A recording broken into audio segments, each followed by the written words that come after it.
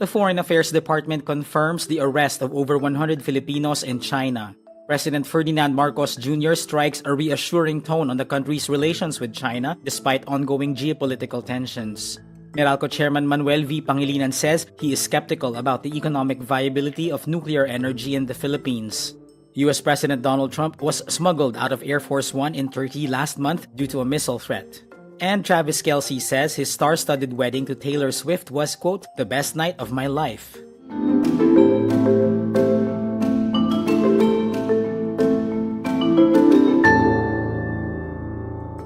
The Philippines reminds China of a 2013 agreement to notify consular posts within days of the arrest of its nationals.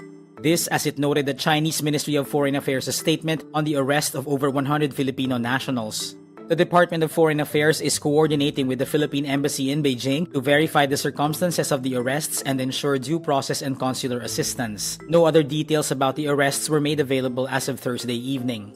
On August 10, MFA spokesperson Go Jak-kun said actions have been taken in accordance with the law against over 100 Philippine nationals for illegally working or living in China. The DFA adds, we call on Chinese authorities to safeguard the welfare of the arrested Filipinos and to promptly notify our foreign service posts of their arrest and detention consistent with the Vienna Convention on Consular Relations and the 2013 Philippines-China Consular Agreement. The 2013 agreement states that the host country must notify the other country's consulate post within 4 days of the fact and reasons for which the national has been detained, arrested, or deprived of freedom by any means.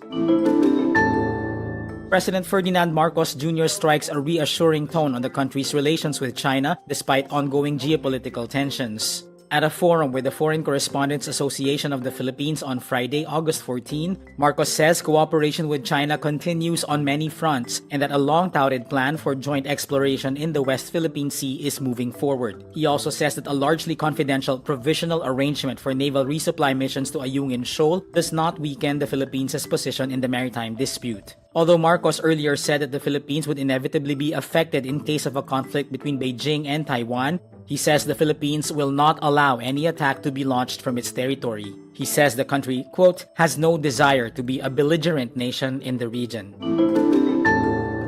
Meralco Chairman Manuel V. Pangilinan expresses skepticism about the economic viability of nuclear energy in the Philippines despite political support for its revival.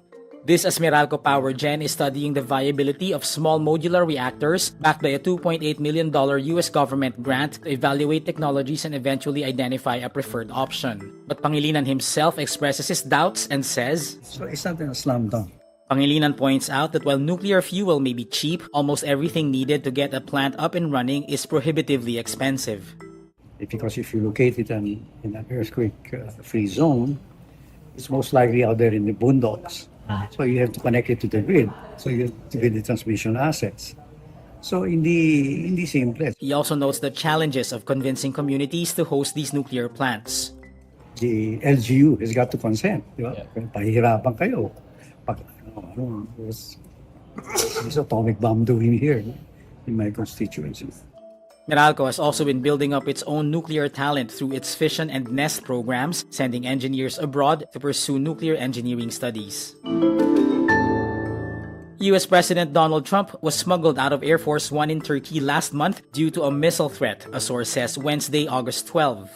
The source was briefed on the incident that took place on July 8 in the Turkish capital Ankara, where Trump attended a NATO summit. The Secret Service had received a credible intelligence report that the presidential plane could be targeted by a shoulder-fired missile. They then secretly led Trump and a small group of aides into a catering truck and transferred them to a smaller government plane. Senior administration officials, White House staff, and journalists remained on Air Force One, which departed safely. A separate source says the would-be attackers had no clear plans of executing their intent, which was why the planes were allowed to fly. Experts say the threat may have come from a new type of heat-seeking missile that homes in on hot aircraft engines. All this happened amid heightened tensions between the US and Iran. Travis Kelce makes his first public comments about his star-studded wedding to Taylor Swift, calling it, quote, the best night of my life. Kelce took questions from reporters during a Kansas City Chiefs training camp in Missouri.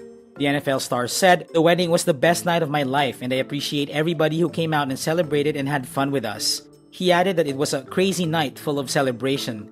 Kelce and Swift married on July 3 in front of about 1,000 guests, including celebrities such as Tom Cruise, Brad Pitt, Jennifer Lopez, and Tom Brady, with comedian Adam Sandler officiating the ceremony. And that's today's wrap. I'm JC Gotinga. Thank you for watching. Click the link below for the full story. For more updates, download the Rappler app.